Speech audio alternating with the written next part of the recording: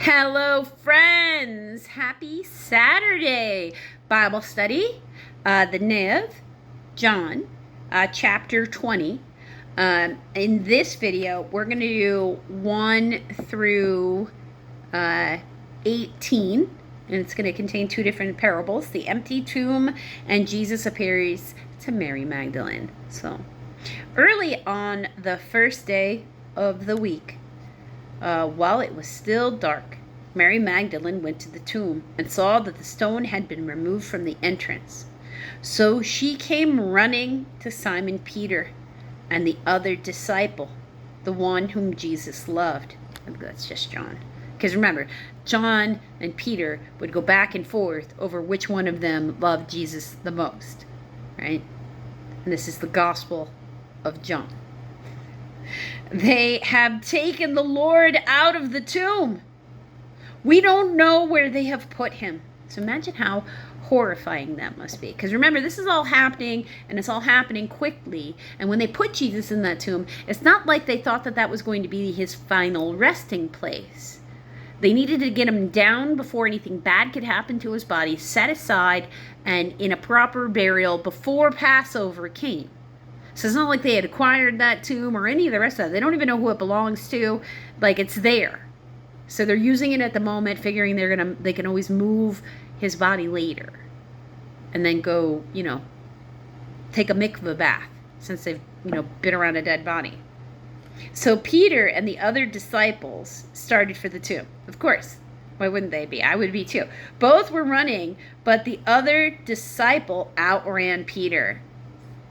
Well, I think it's John, and reached the tomb first. Of course, I loved him more. I moved faster. Dad likes me better. He bent over and looked at the strips of linen lying there, but didn't go in.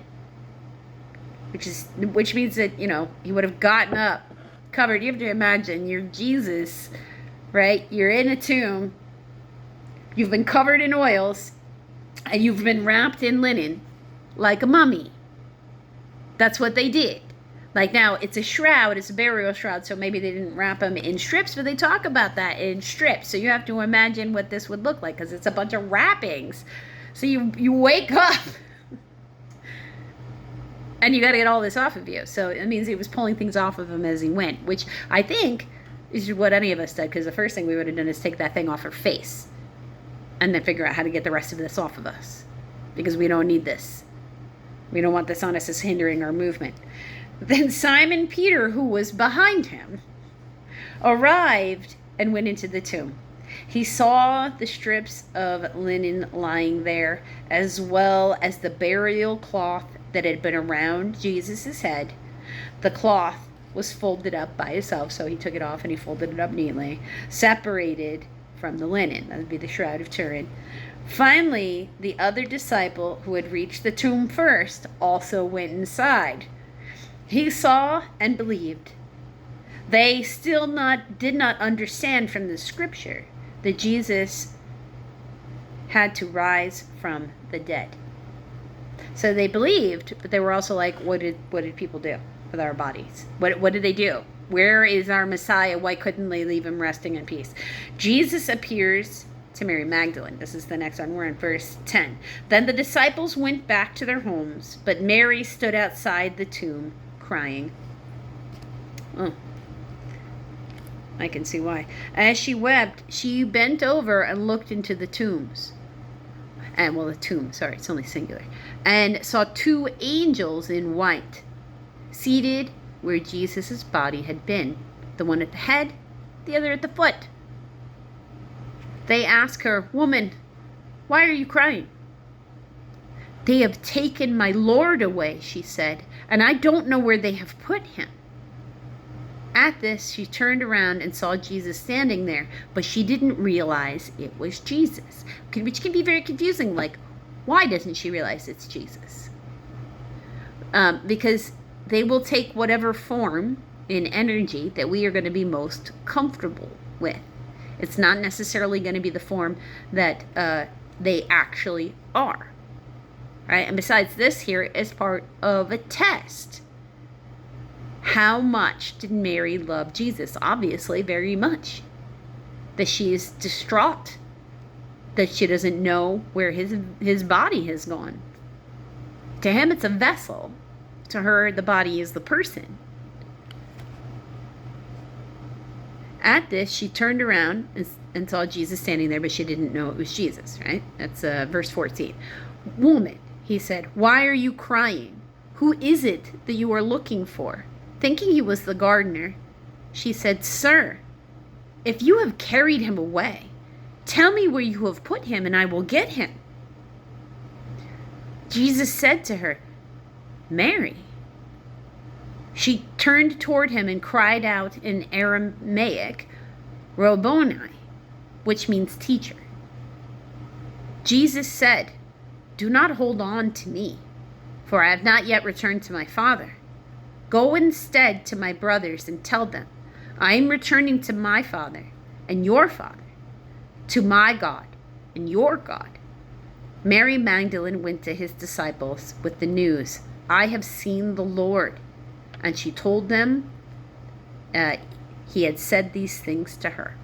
So, holding on, that's a key thing there. So if one wants to rise up and ascend to heaven, you can't have people who are at a lower level holding on, because it anchors you down here. You can't rise to heaven if you're anchored and stuck here on earth. If we obsessively think about someone, we actually are doing a form of dark magic, and we harm them. Okay? So you can't be obsessively thinking about somebody. You can't, and obsessively means non-stop thinking. Remember that he and the universe, the energies that be in this world, they can feel all your feelings and hear all your thoughts. And any energy you put out in the world comes back. So if we desire to hold on to people so tightly that we never want them to go anywhere, we can actually shove them away because it feels oppressive. They're trying to rise and it feels like you're clutching on for dear life. And that makes them leave. Because that feels controlling and weird and narcissistic, and it makes them feel oppressed. And that's because you can't rise and fall. You can't be doing this and ascend. You either want to rise, so you keep doing the things that keep you in alignment. You stop doing the things that take you out of alignment, and then you do even more things to put yourself in alignment. By the time you're at a place, your life should be one big moving prayer. If you're going through your day and you're not talking to your ceiling every day going, God, what are you doing over here? What is this? What are you trying to get me to work with? Can't you just, if you're not having those conversations, then you're not praying enough, and you're not, or you're not on the same ascension path I am, and I'm sorry, I won't be able to help you. You'll have to find somebody who's on the ascension path you're on. This is the way I know how to do it, so it's the only way I can tell you. So take what you can glean from it, because I'm not saying my way is the only way. He doesn't work that way. He will use whatever energy he can. Just remember, we're supposed to be staying in alignment, not sliding out of alignment. If you're around somebody and you find that difficulties constantly appear in your life when you're communicating with them in the 3D or any of that, then you need to evaluate that relationship, because there's a lesson there for you to alchemize so that you can move on to good things. Because we are supposed to be taking these lessons and making changes to how we interact with the world, to be alchemizing the wounds, ascending, or staying in divine light. Take your pick of language.